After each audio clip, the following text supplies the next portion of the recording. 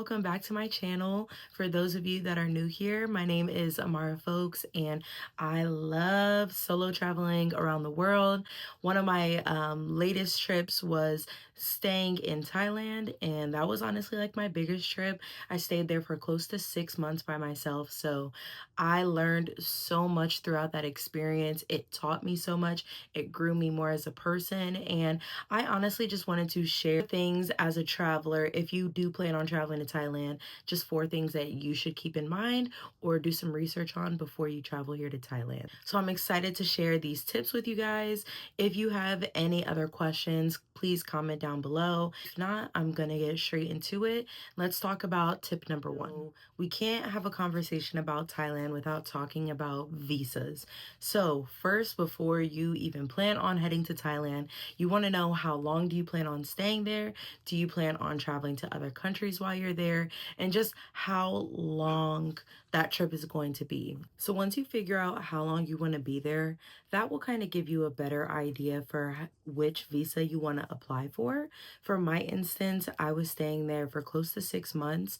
I knew I wanted to visit a couple other countries while I was there. So that's what led me to apply for the multi-entry visa, because I knew I was going to be going to other places, didn't know how long I was going to be there, and really what my full trip looked like. So with that being said, the application process was very seamless. You just go onto the Thai government's website, and that was where I applied for everything.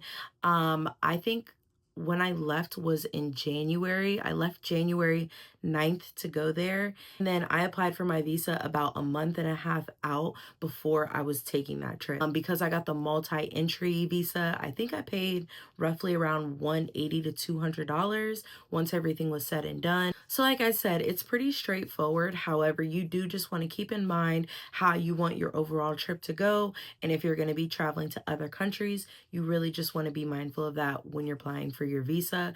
The second tip that I want to talk about when traveling to Thailand is your phone and working with your phone carrier. So before I went, just like so many other people here, I watched a ton of YouTube videos trying to educate myself, doing a bunch of research and just seeing, everything that I need to do and prepare before I left the United States. One of the biggest things was making sure your phone is factory unlocked, because what I had to do was I had to call my phone provider, which is AT&T, and I had to completely pay my phone off. So once you fully pay your phone off, then you can ask for your carrier to do a factory unlock, which is what AT&T did. I had to completely pay my phone off, pay AT&T so that way I owned the phone, and then I was able to get it factory unlocked. So that was just something I wanted to make sure I took care of right before I left. I paid my phone off. That way when I got to Thailand, I was able to use an eSIM.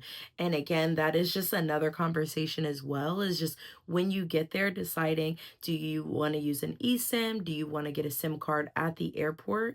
I think for me personally, my biggest concern was I knew I was going to be staying several different parts of Thailand. I knew I was also going to visit other countries.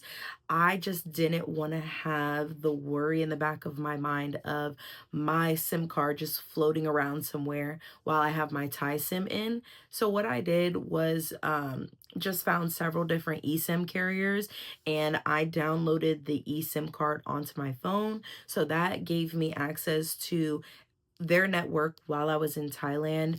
I had a Thai phone number, and then I also had my American one as well. So again, that's just something that you want to do your research on. If you're not going to be there for an extended period of time, purchasing an international pass through your provider may be the best fit for you, but I just know at the time for me, it wouldn't work. All right, so the third topic I want to cover today is also just talking about transportation in Thailand. So what was really cool about Thailand is you have so many options as far as public transportation goes. They are so well connected. Like, I was blown away at the different options I had for getting around and just how quick, easy, and convenient it is to kind of navigate that. My best friend while I was over there was using the Grab app. Grab worked so well. And again, it really just all depends on where you're staying in Thailand, because when I was in Bangkok, I felt like Grab worked really, really well. I also used, let me think of the other one real quick. I used Grab and Bolt. Again, it really does depend where you're staying in Thailand, because while I was in Bangkok, I felt like Grab, I got rides immediately. I wasn't waiting on a driver, versus Bolt in Bangkok, I felt like I kind of waited a little bit more. It was weird because when I was in Pattaya, Bolt actually got me drivers a lot quicker than Grab did. So it genuinely just depends on where you're staying and what works best for your trip. When I was in Bangkok, I was staying, I think, on Sukhumvit Road. I may be butchering that. I'm so sorry if I am. But I was staying in Sukhumvit Road, which was right next to like the BTS train and the Skyway. And so that was really, really nice because I was able to hop on the train. Again, it depends on what you're going for, but I definitely recommend using the Grab and the Bolt app because those two were my best friend as far as getting around Thailand and just the affordability and the convenience of navigating the app and using everything like that. Last thing I want to talk about is money, money, money. So, if you guys watched my Thailand video, you saw that when I first landed in Thailand, I did not have my card or anything linked up to my Grab account. So when my driver dropped me off, he's like, okay, 700 baht. And I was like, oh my gosh, like I did not have any Thai baht really on me at that time. I only had US dollars. I didn't get a chance to really exchange money or anything like that. And it was just a huge nightmare.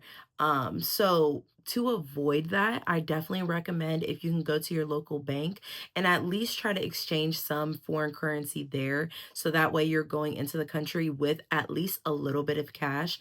That for me personally is a preference that I have and that I will definitely do moving forward, just so that way I'm never in that position.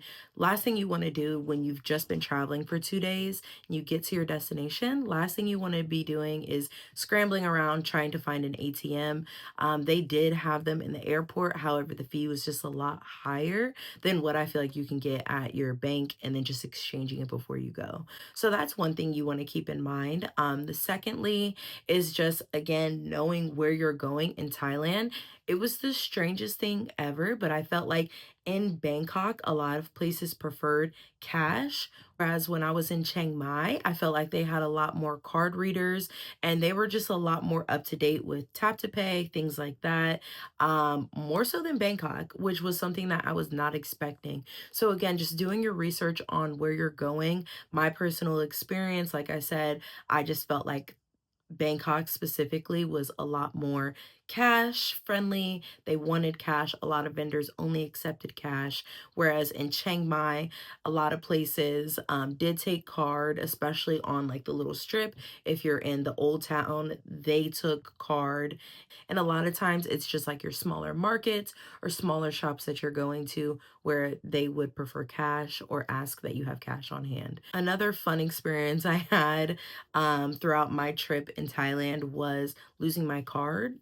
It was while I was in Chiang Mai, and something in Asia that they do a little bit differently in the United States is that when you get cash out of an ATM, it will sometimes just give you the cash before it releases your card versus, in other places, it always asks you to take your card first and then it will dispense your cash. So I don't know what happened, if I left my card in the ATM, what the situation was, but I definitely lost my debit card there. So that's just something you also want to keep in mind as well, is just when you're getting cash out there, make sure that once you get your cash, you also go back to get your card as well and that you don't leave it in the card reader. So these are just a couple of tips and tricks, things that I learned throughout my experience in my time there in Asia. I don't want to dive too deep into everything because I'm a yapper and I'm good for making this short video a long one. So I didn't want to go into depth too much. However, if you have any additional questions and if you're planning a trip to Thailand, I just hope that this video helps you and gives you a better idea of just some things that you should expect and that you can prepare for so that way you're not caught off guard when you get here. So yeah, wishing you all a trip to Thailand. Love you guys. Thank you for being here and I'll see you in my next video.